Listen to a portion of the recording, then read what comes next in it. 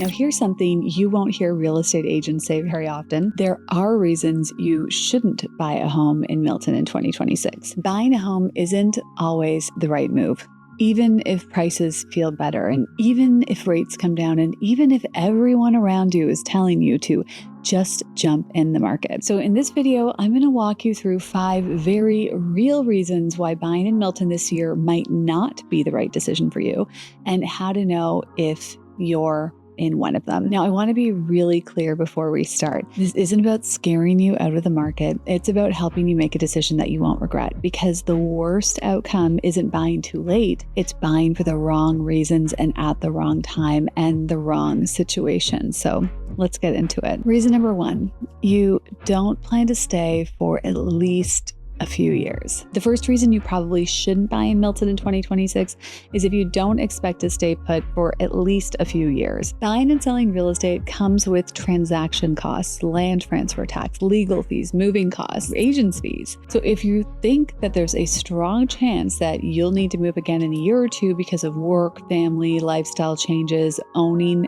may not make financial or emotional sense right now. And in that case, the flexibility can be more valuable than ownership. So renting is likely the better option. Another big red flag is buying simply because you are afraid of missing out. If owning means that you're stretching your budget so tightly that any rate change, job shift, or unexpected expense would keep you up at night, that's a sign to pause. A home should add stability to your life, not stress. Sometimes the smartest move is waiting, adjusting expectations, or choosing a different property type until ownership actually feels comfortable for you. This one comes up more often than people care to admit. If you're buying because you are unsure of your relationship, or if you really dislike the job that you have right now and are not sure, if you want to even stay there, then buying now isn't a good idea. Real estate works best when it supports a life that you already feel reasonably clear about. If everything else feels up in the air, it may be better to get clarity first on those things before you pursue buying a home. And this is a practical but important one. If you've been looking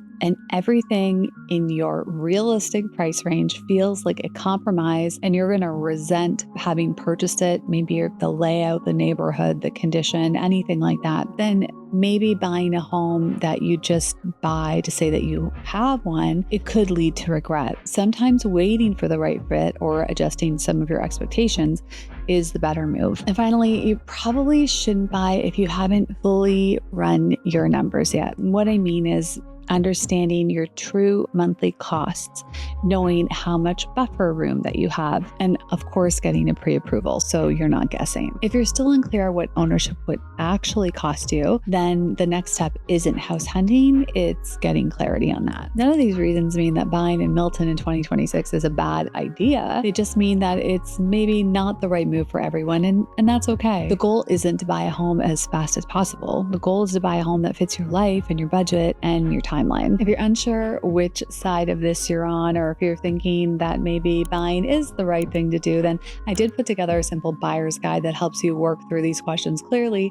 You can download it. I put a link below. Or if you'd rather talk it through, you could always book a quick strategy session with me, and we'll look at your numbers, your timeline, and whether buying in Milton in 2026 actually makes sense for you.